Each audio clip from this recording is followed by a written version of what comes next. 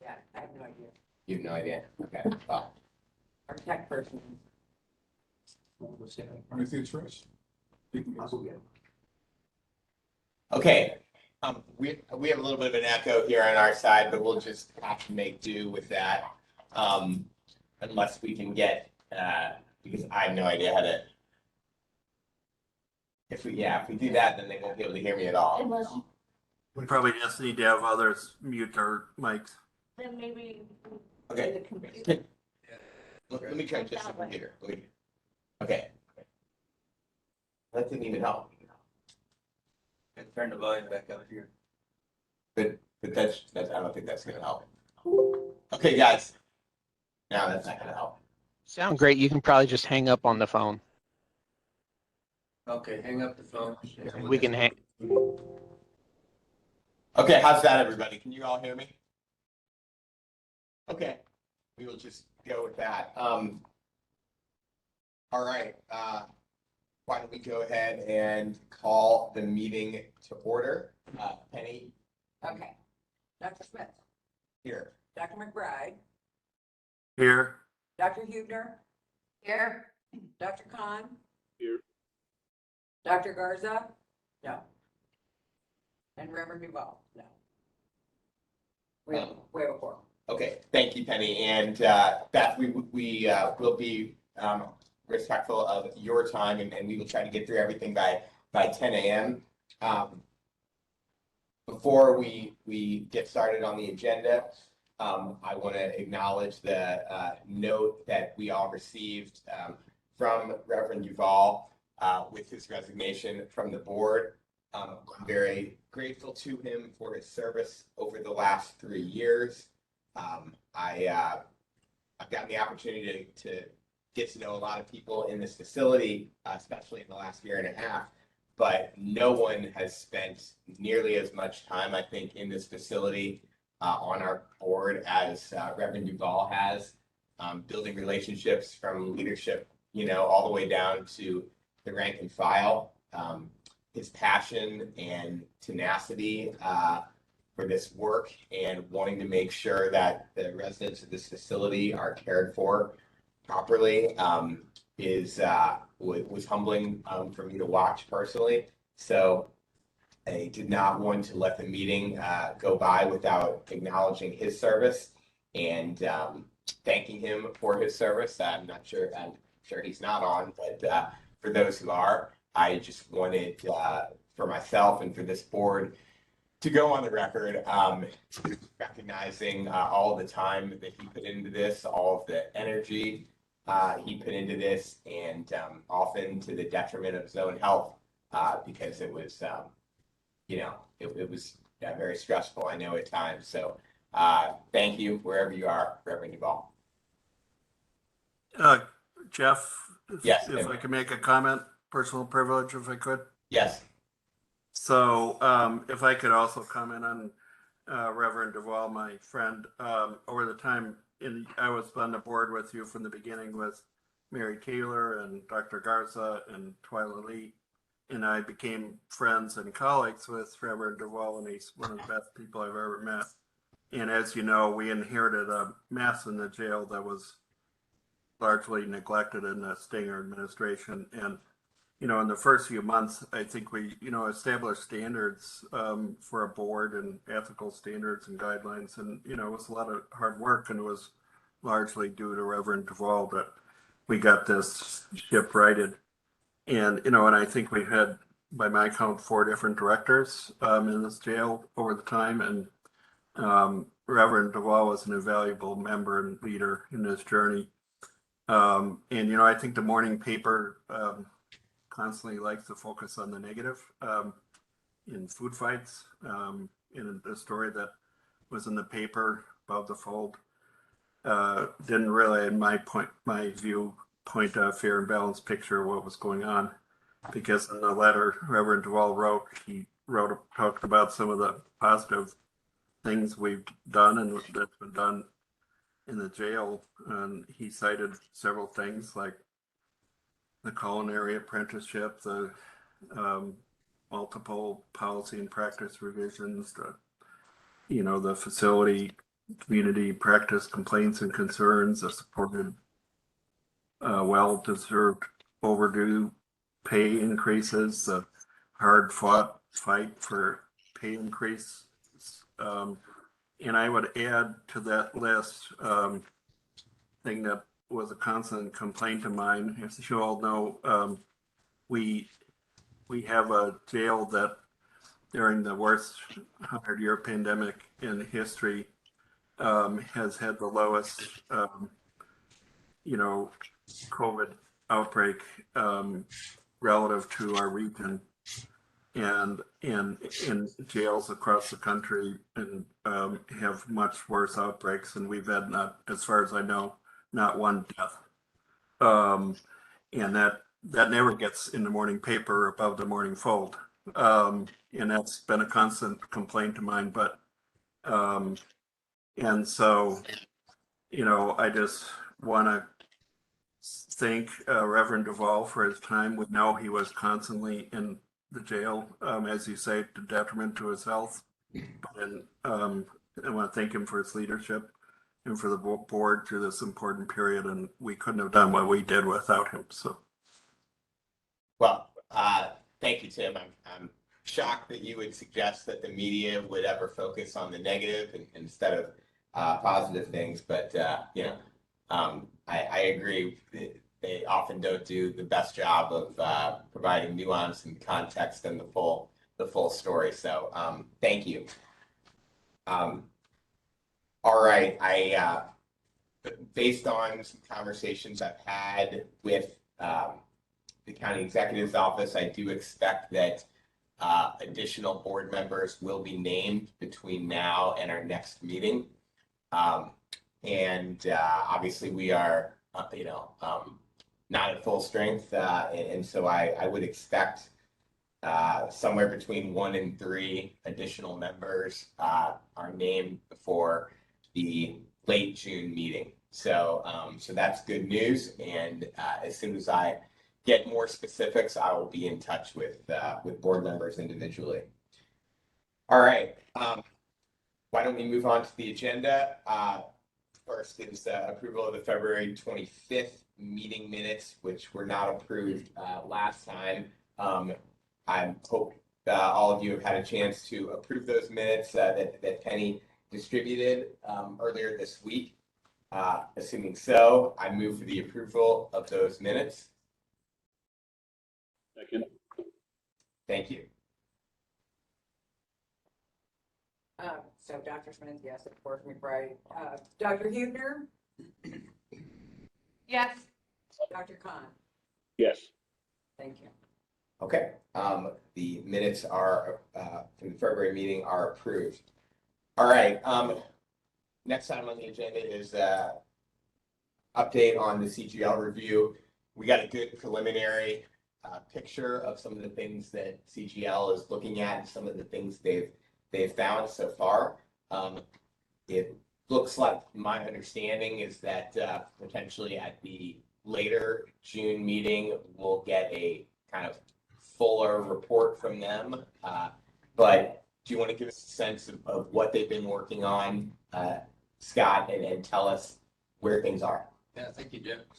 So since they presented at the last meeting, they have been reviewing policies, procedures for the jail, and looking at staffing, as well as the investigative reports from the deaths, including the 2015 death that the newspaper reported there weren't records on. We do have those records. I'm not sure where the source came from. But they are making significant progress there. They're also looking at use of force, and we already are receiving recommendations from them in terms of policies that can be updated. And I think they mentioned some of those during their presentation here.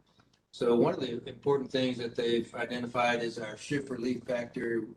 They're noting that it's increasing from 1.63 to 1.88. Here we go. Trixie Tang. And so nationally, What does that mean? so what that means is nationally, Jails that are large like ours, the average is 1.75.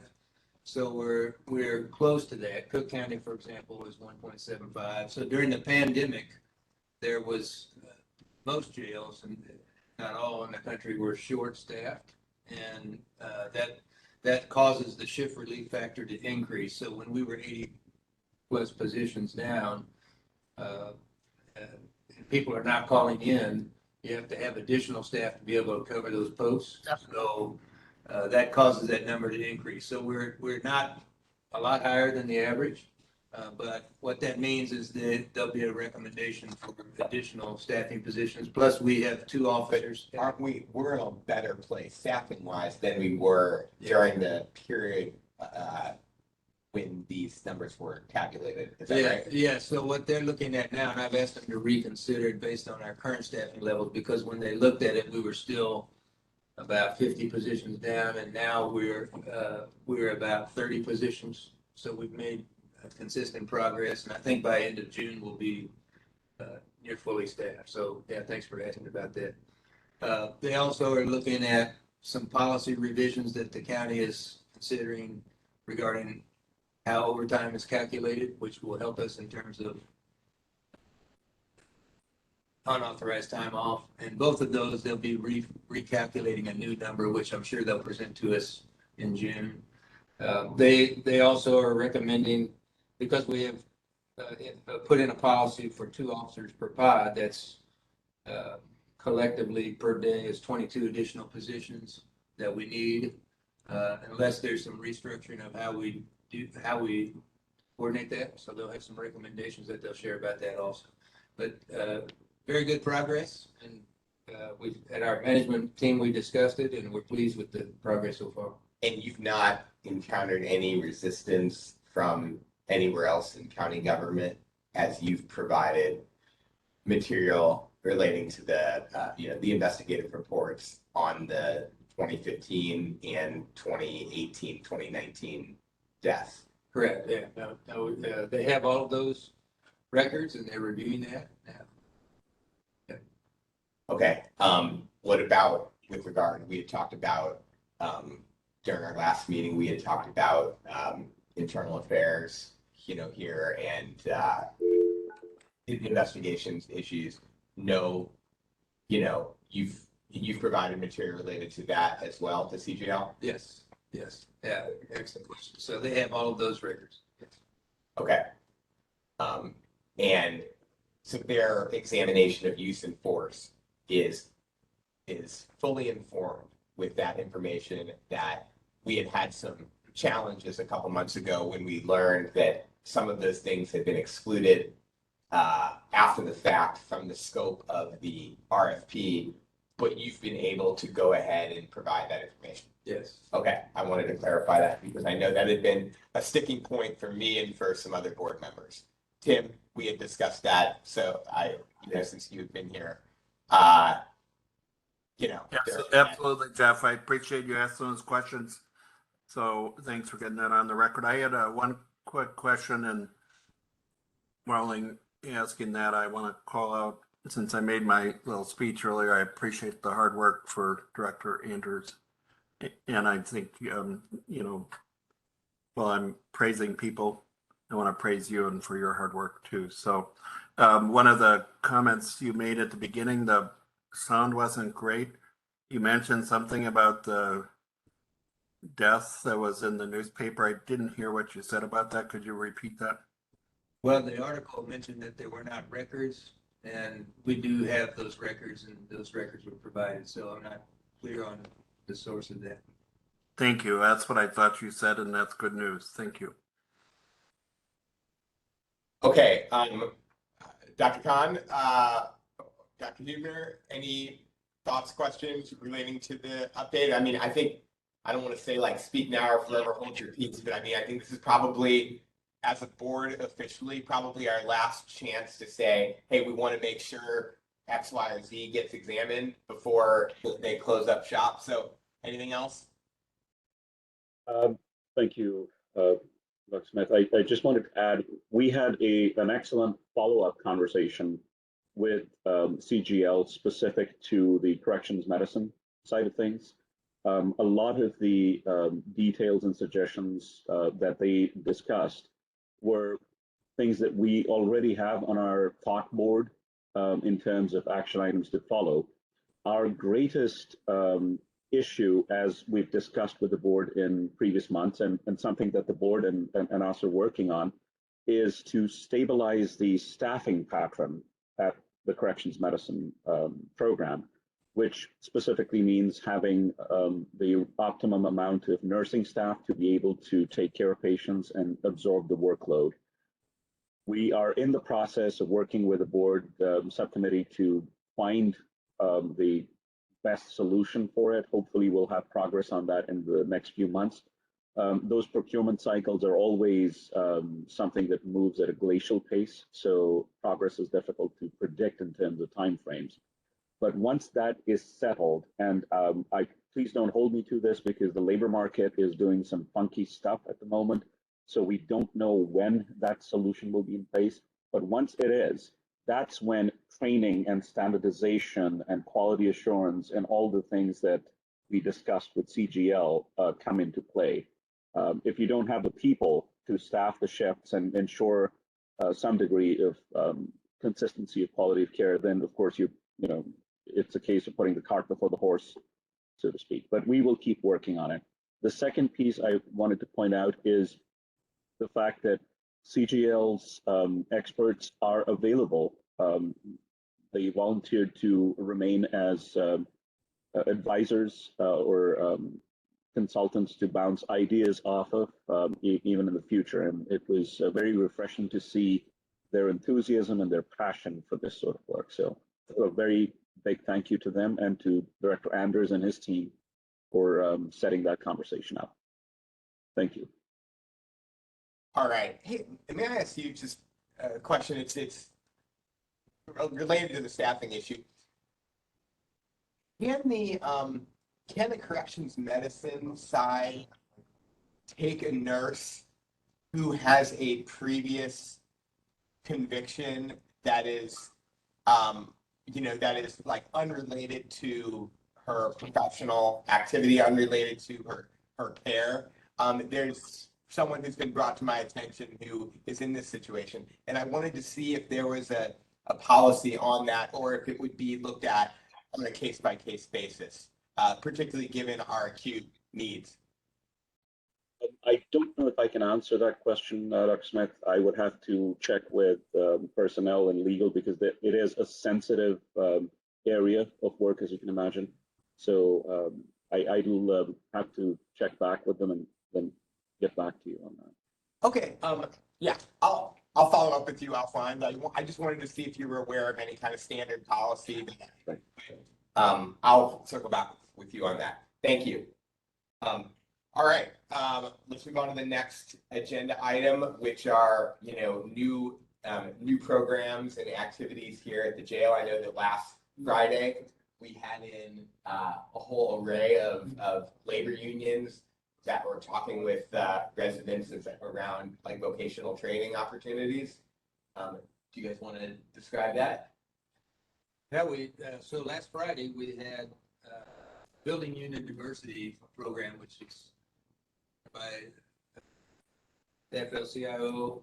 They also brought with them representatives from the iron workers, painters, bricklayers, pipe fitters, and others, and along with people with criminal histories that have been working in those unions.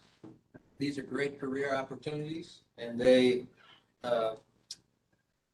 were able to provide sessions to all of the residents on the 6th floor, rotation of these classes and orientation, and also a process has been established so that they can sign up to participate in this program when they're released. So we are planning to do this on all floors and make this a continuing process with a variety of different construction unions, and we'll expand that to additional employers in the future.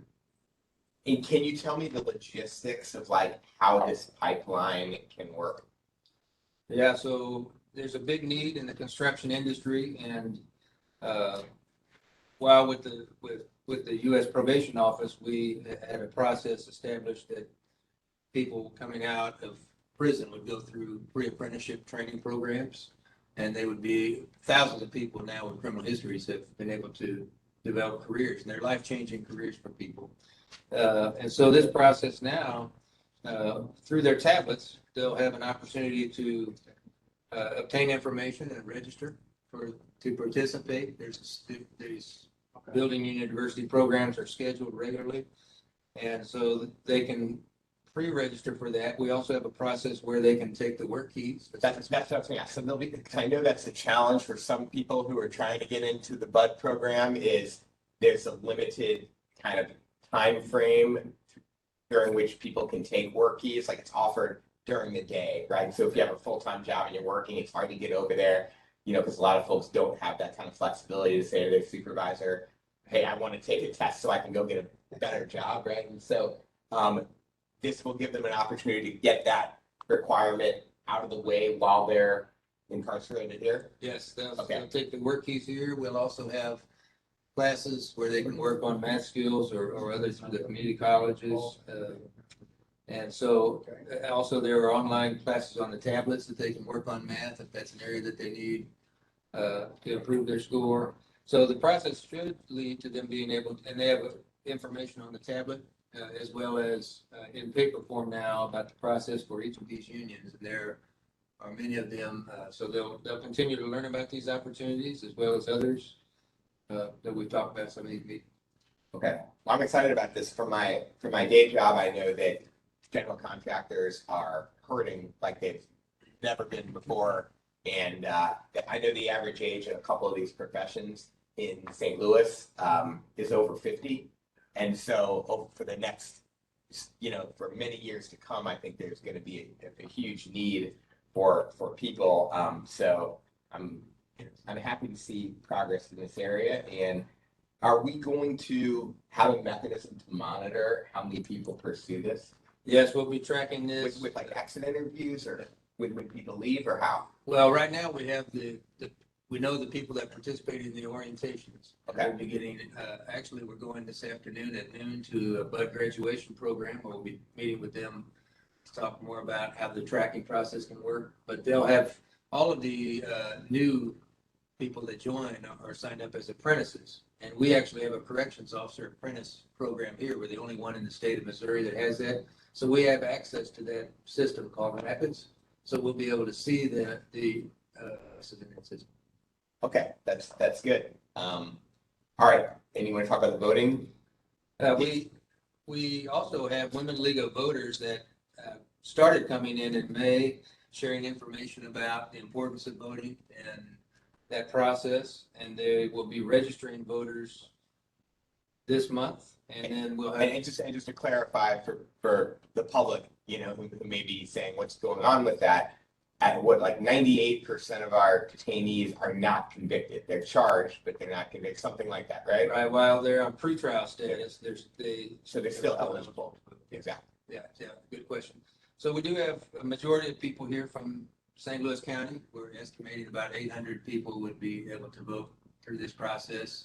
And we will have an absentee process for people that would have been living in the city or other jurisdictions, working with the voting commission on establishing a process so that they can actually have on-site voting machines here, which will be more efficient for everyone. And it'll give them an opportunity to actually go through the process of what that involves. Great.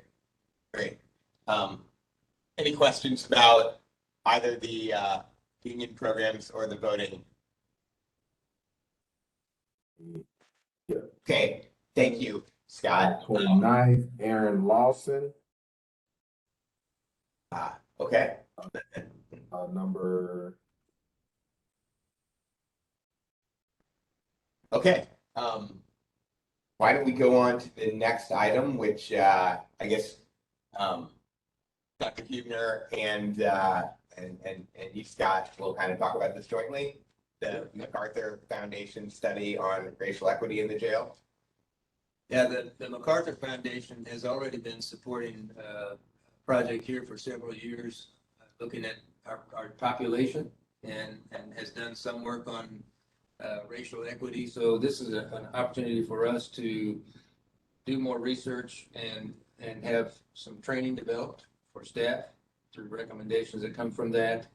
And look at a variety of different things, not only sentencing, but bond. And so we have several prominent researchers involved with this. We have Beth Hubner, who I would like to talk more about this here from University of Missouri St. Louis, Carrie Pettis Davis, who was formerly with Washington University and then now is with Justice Systems Partners, and Faye Taxman with George Mason. They all have done extensive research in the area of criminal justice and corrections. So this would be a great opportunity for us. It's a 3-year project. Beth, what do you have that you could add? Oh, yeah. Well, yeah, we're excited. I'm just a small part of the project, but yeah, this kind of continues the MacArthur work that we've been doing. So we've been doing a lot about reducing the jail population, which has been successful and exciting. This allows the team to kind of go inside, and I think goes along with the consultant work that's already been done, and to see, you know, what's the culture, what's the climate of the jail, and to look at the needs of the employees that are working there. So, and it allows the employees to be an active part in the research. Instead of just studying them, they're going to kind of help us kind of guide the questions and guide some of the changes they would like to see. So I think it's exciting. Yeah, so we'll just report back. It should start very soon. We're just waiting on the legal paperwork. Great. Thank you. Thank you both for that. All right. Aaron, you feeling up to the dashboard? Sure. Yeah, I only have a couple minutes anyway. I think there aren't a lot of huge updates, but let me pull them up.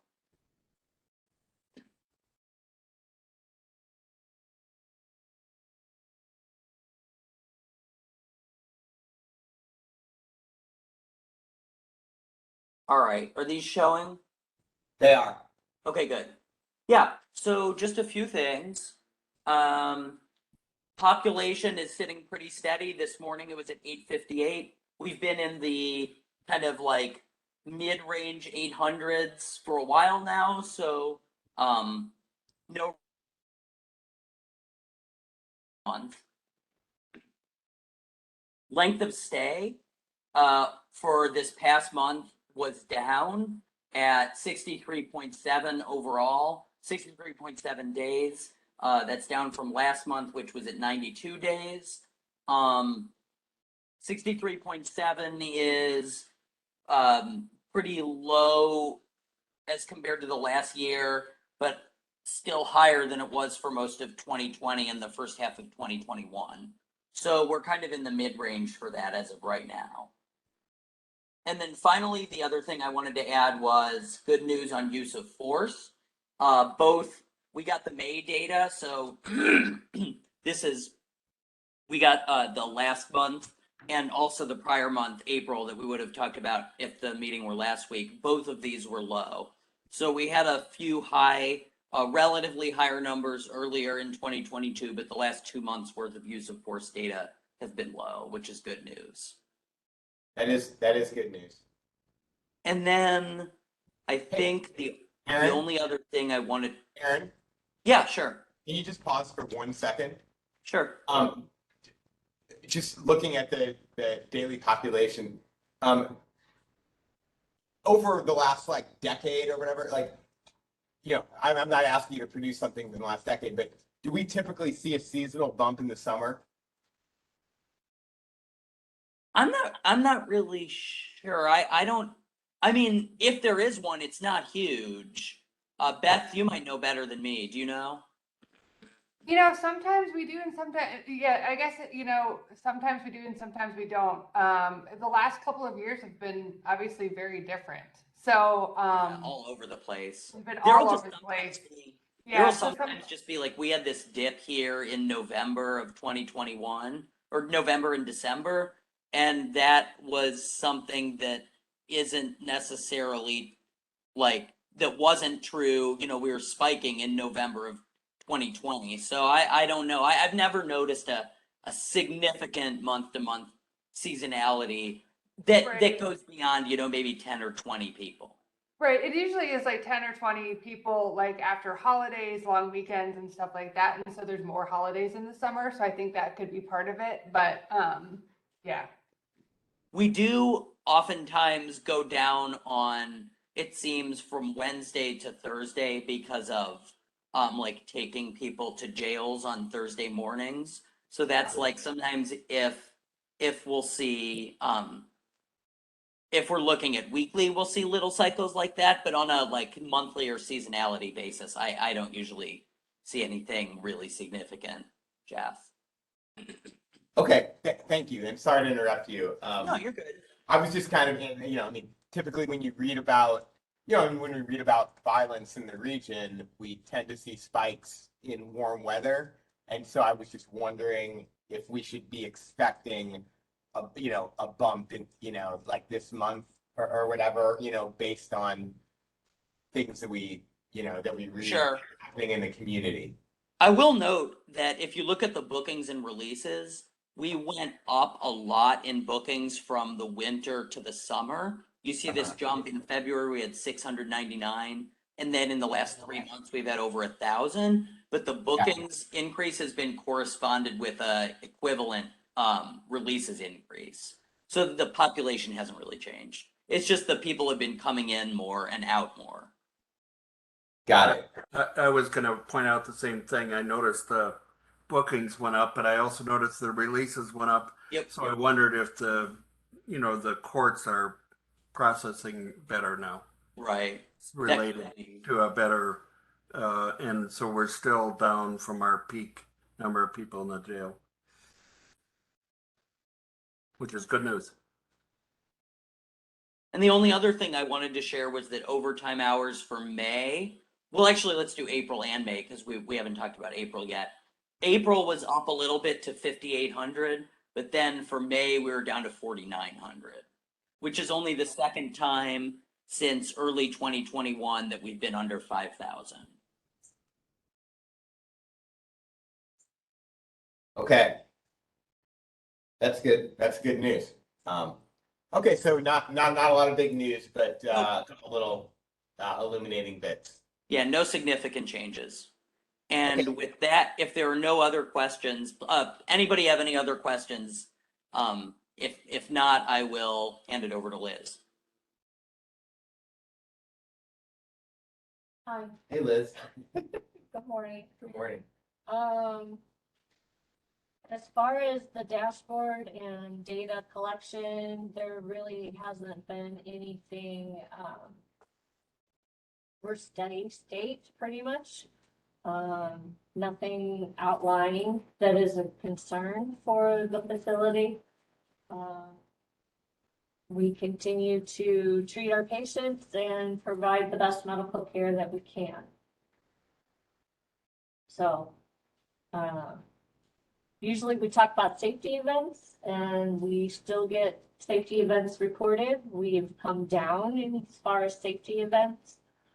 But we're constantly trying to train the staff and follow different policies and procedures, trying to get everything done. Generally, it's in regards to administration of labs and medications, things like that. So unless there's any questions, I can move on to the COVID update if you like. My only question is the temporarily unavailable number, Oh. percentage of open positions. That's on me. I mean, I can't, unfortunately can't do anything about it. For whatever reason, a couple months ago, the spreadsheet that I used to feed that window just stopped working and I cannot get it to accept it for whatever reason. But I did get the open clinical FTE positions from the corrections medicine department this past month, and the data looked pretty similar to what it had been the prior months. It didn't look like there were any significant changes in the percentage of FTE positions that were open. If you need me to, I can pull up the file and mention the percentage real quick. Yeah, if you could just tell us what that is verbally, I'd like to hear it. Sure, let me pull it up. So just take 1 minute, Liz, if you want to continue while I pull this up. to hire. We continue to bring on new staff. But of course, then contracts will end for other individuals and they're choosing not to renew for whatever reason. And so, it's just a revolving cycle. I can say that I've hired more DPH employees, within the last month, which is a positive for the practice. We did not get a return on our investment. You're saying you're hiring more full-time employees as opposed Or to, us. yeah, as a, Yeah. okay. As opposed to contractors. Gotcha, yeah. And I am adding additional contractors to our mix, to bring on, additional nurses to assist. So I have found some other partners that we're trying to onboard them shortly to bring that up. But as far as actual DPH employees, we've added some to our family. Okay. I don't know if this spreadsheet is this showing? It is showing. Yeah, so this is actually good news. The denominator's been 58 for the last about 7 months, and then you can see since December 2021, open positions has been 22, 18, 16, 15, 14. So it's been gone down. Yeah, I mean, good to see it coming down from when we were hearing it as, an urgent crisis, sort of slowly coming down from there. And hopefully that trend will continue. Which is, again, we should restate, a trend we're seeing all over the country. I got one more quick question. If you could go back to the dashboard, Aaron. Mine or Liz's? The Liz's second dashboard, the one that has mental health disorders. So I noticed an increase from, I guess it's December to April, from 21 to 31. Now, I will note that this 31 seems to be closer to the long run trend. It bounces around a lot, but I noticed a 10 percentage point increase in the last 4 months. I don't know if you want to speak to that, Liz or Dr. Khan. Well, Thank you, Dr. McBride. I'm willing to bet that the census also began increasing, but it's in line with the trend being seen nationwide. The mental health, substance abuse, and correctional setting pieces seem to be coming together in various combinations. So it's not surprising, but you're right. There is a trend line that, you plot it, it evens out around 30, 31, thereabouts, roughly. I am worried a little bit about that upward inflection. I don't know where that will plateau out or begin to decrease, but given the mental health crisis nationwide, fingers crossed. Yeah, whatever the number is, if it's 25 or 30 or, that means you got about a quarter to a third of your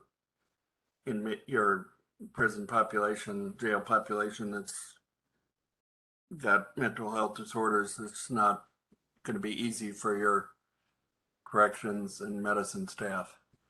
And you're right, it's a nationwide problem, as we've tragically seen in the last. I think Scott would like to kind of share some thoughts on this as well. Thank you. Yeah, we've been working closely together along with partners that are working with mental health, like Places for People and Department of Mental Health. And now there has been a delay on people that are awaiting mental health evaluations or beds at the state after they've been determined unfit to proceed. So part of that increase is that delay. And so we've been working on this and have a mobile unit now that be coming to work with some of the people with the most serious mental health issues, and the state will be funding treatment, including injectable medication if that's needed. We're also looking at how residents can be eligible for Medicaid and potentially some of them could be placed in residential facilities rather than the jail. And we have a new committee. That committee's meeting monthly now, just like our PRT committee, to look at those mental health cases and what we can do collectively to work for each person. Yeah, if you don't want to get me started on another speech, I will say that it's a tragic and terrible state of of our status of our mental health system in this country, that it's so understaffed and broken that sometimes we have to use jails as our place of last resort for treating mental health. We should be doing it outside of jails. I think that's, we've been seeing this happen over the last, the years of my career. And if we could treat people outside of jails, that would be the right thing to do.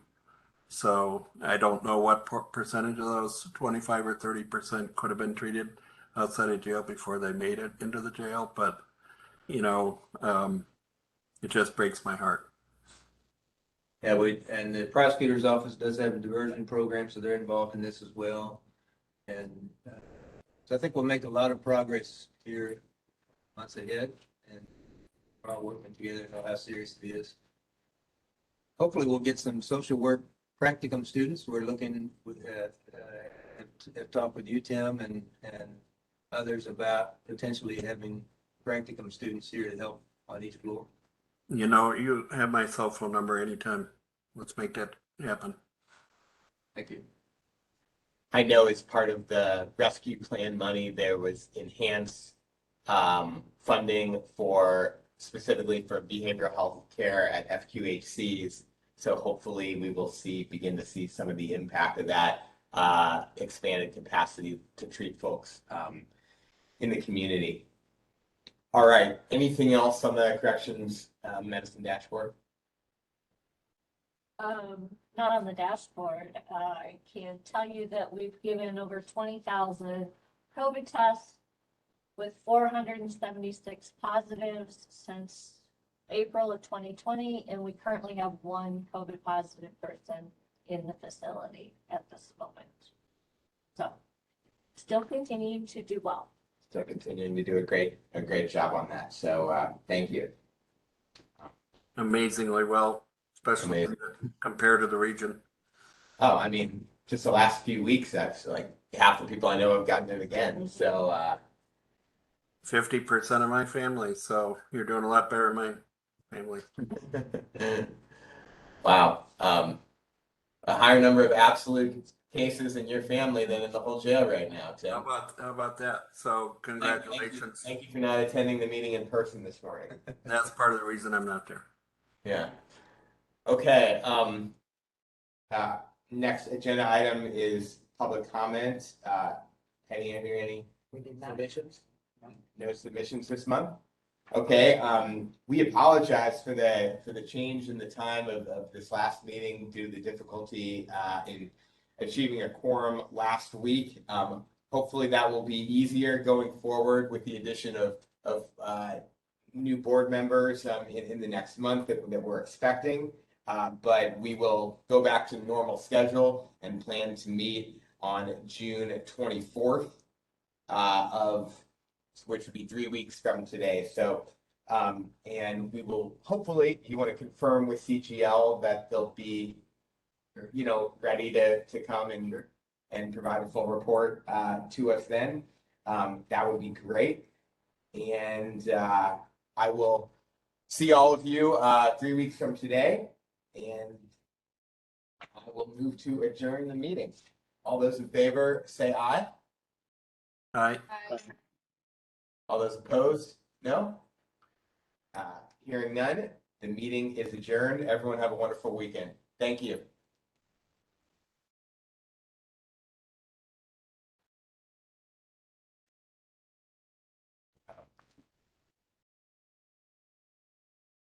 Anyone have any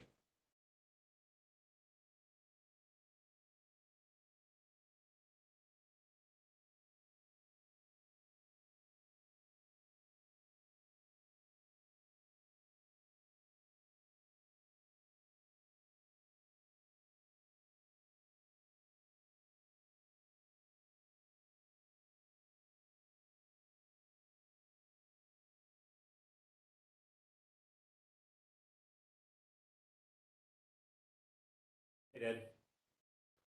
I'm doing good. Just checking in. How are you?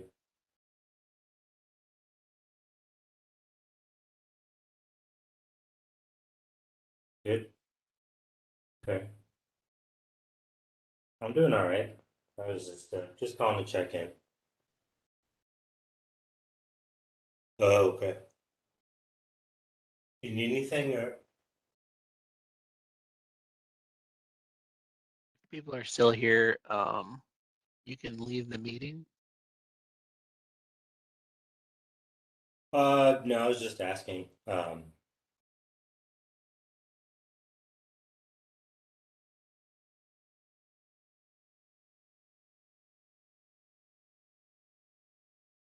They're coming today.